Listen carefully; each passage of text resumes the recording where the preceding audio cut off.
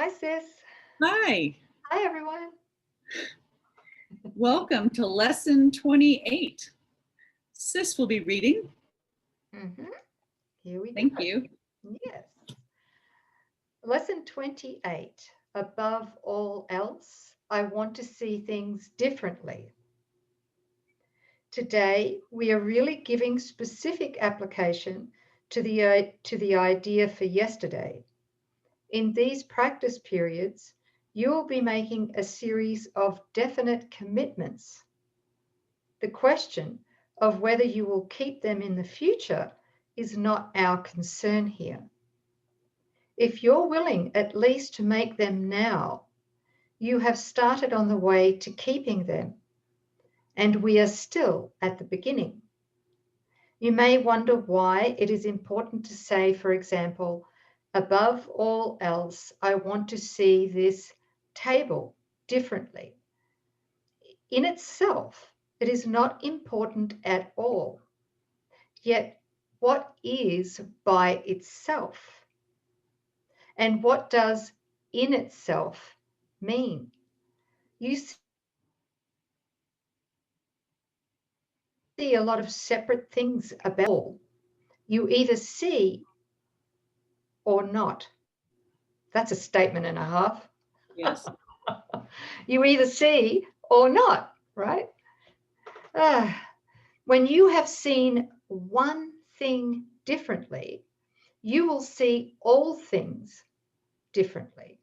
The light you will see in any one of them is the same light you will see in them all.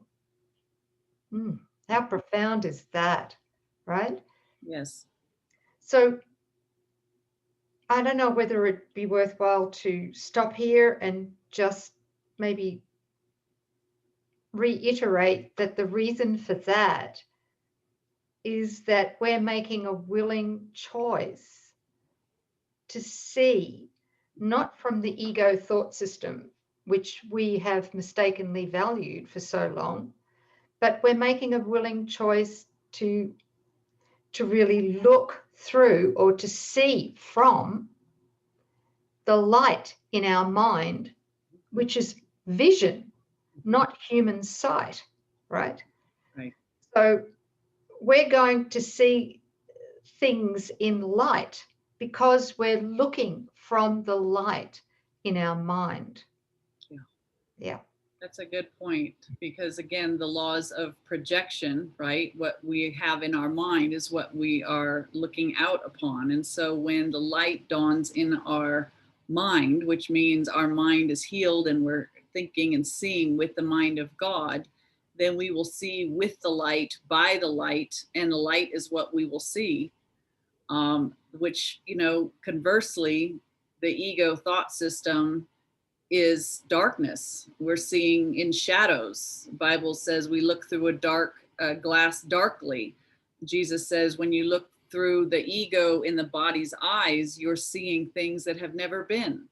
You're hearing sounds that have never been made. So it's complete darkness, and we're trying to make sense out of the darkness. So there's something real to see beyond what the ego's eyes are representing.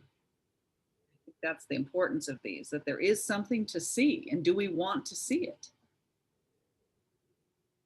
Yeah, that's the willingness that he's asking for here. Above all else, I want to see this table differently, whatever it might be. Thank you, sis. So I'll keep reading, huh? Yes, please.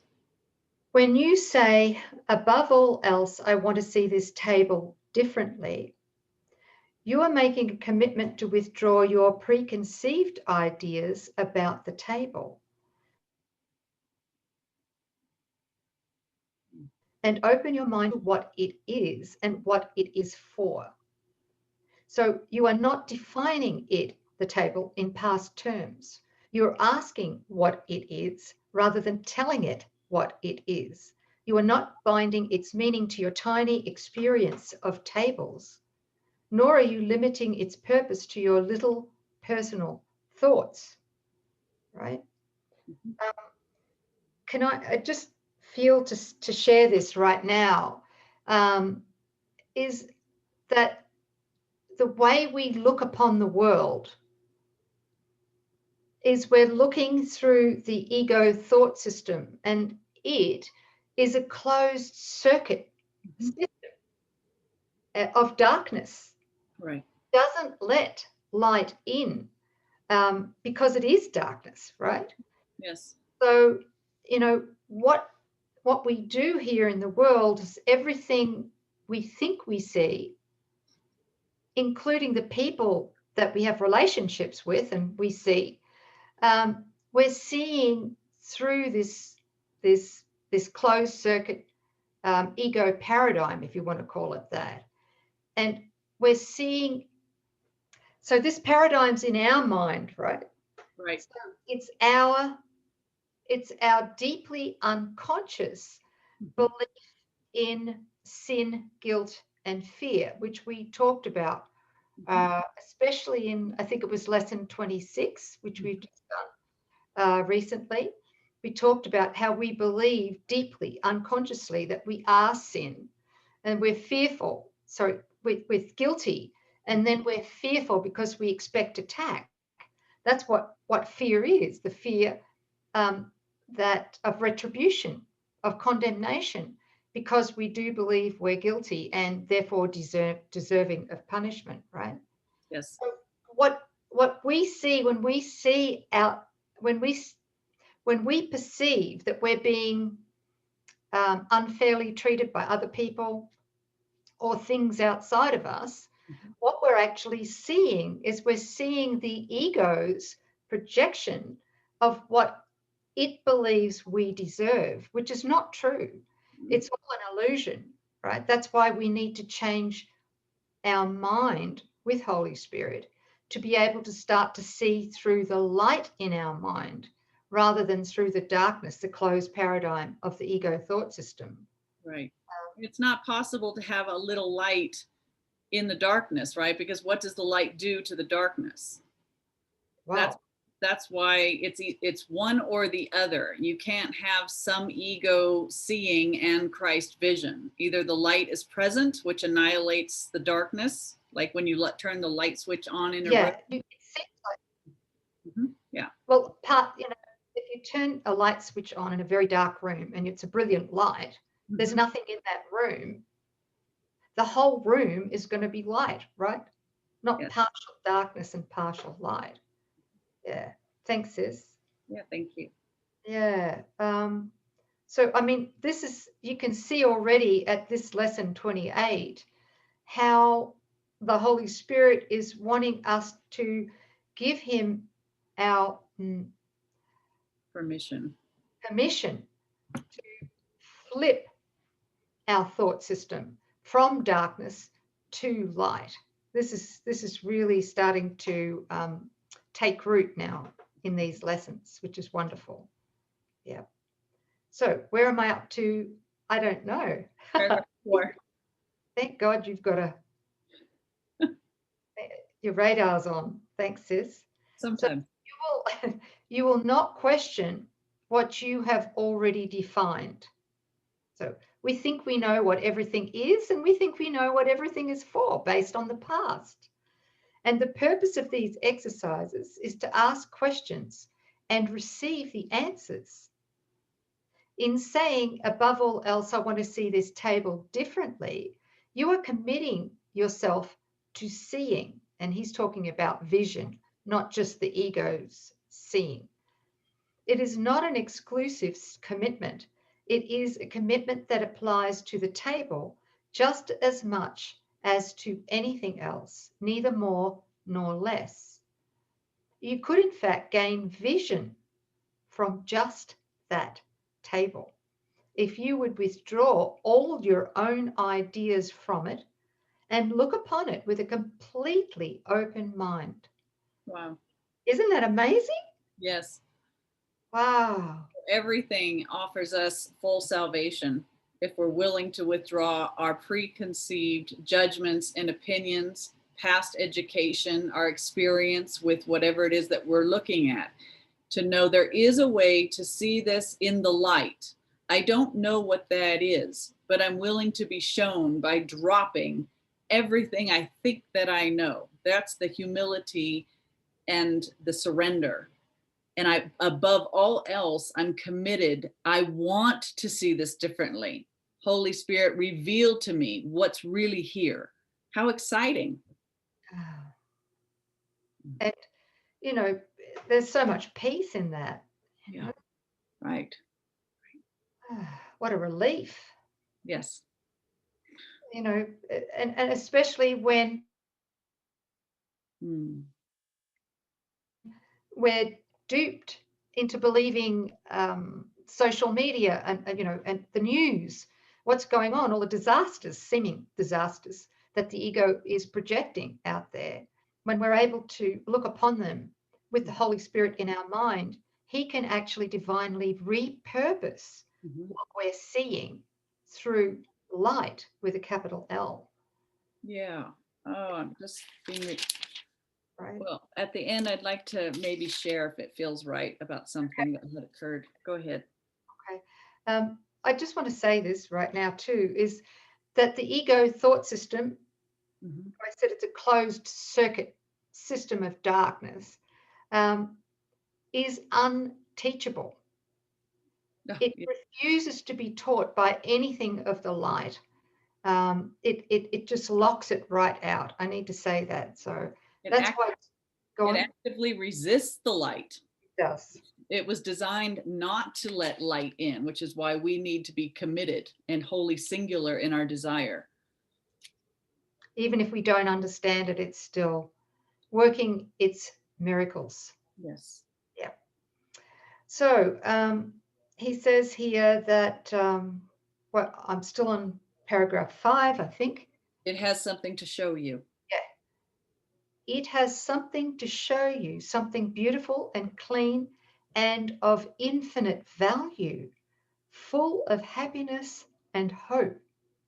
Hidden under all your ideas about its real about it is its real purpose. The purpose it shares with all the universe. Wow, that's pretty big. Yes. In using the table as a subject for applying the idea for today, you are therefore really asking to see the purpose of the universe. You will be making the same request of each subject that you use in the practice periods. And you are making a commitment to each of them to let its purpose be revealed to you instead of placing your own judgment upon it. We will have 6 2-minute practice periods today. Okay, when I first read that, I read 2 6-minute practice periods. So let's just clarify. We will have 6 2-minute practice periods today in which the idea for the day is stated first, okay? And the idea is above all else, I want to see this differently, see things differently. Okay, so the 6 2-minute practice periods today in which the idea for the day is stated first and then applied to whatever you see about you, around you. Not only should the subjects be chosen randomly, but each one should be accorded equal sincerity as today's idea is applied to it, in an attempt to acknowledge the equal value of them all in their contribution to your seeing. As usual, the application should include the name of the subject your eyes happen to light up on or see, and you should rest your eyes on it while saying this: above all else, I want to see this, fill in the blank, differently. Each application should be made quite slowly and as thoughtfully as possible. There is no hurry. There. Yeah, emphasis on this. To see any part of creation truly is to reveal to us the purpose of the universe. That's really exciting. I was reminded of something, and so I don't want to take much time, but want to briefly share that there was a time where a mother sheep had twin lambs. was standing there looking over the fence, enjoying this whole process, you know, and the lamb, one of them head was kind of tilted wrong, and it wouldn't stand up and it wouldn't feed. And I was obviously concerned for it. And I was sort of feeling low at that moment for other reasons. And at that moment, I just was poured out. I had nothing in me to give, but I knew that what I was looking upon wasn't God's will.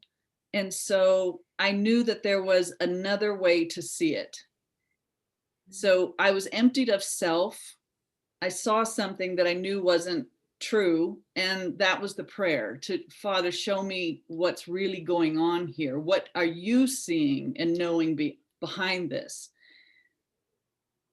And in a moment, the whole scene became lighter, brighter. Colors were crisp. It was just like somebody had just turned the light up, and that little guy just stood up and he started feeding on the mother. And I'll never forget it, because I know that I had nothing to do with it, but it was something about wanting with all my heart to see the truth here. I had no idea how that would, I had no clue what the answer would look like or feel like, or if that lamb would stand, but that was the prayer. And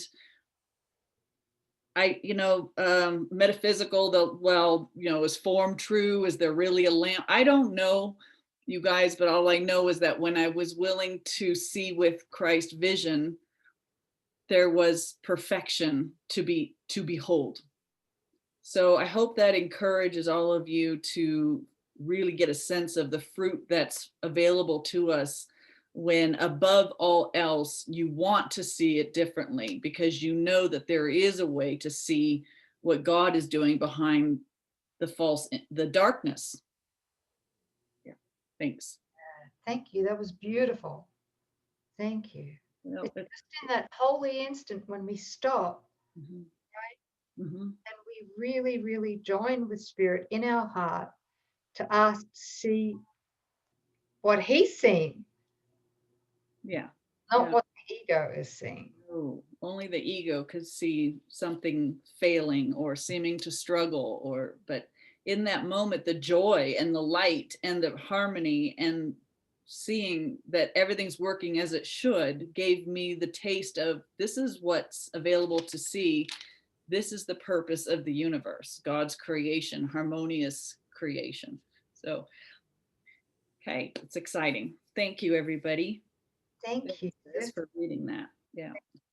Okay, lesson 28. Above all else, I want to see things differently.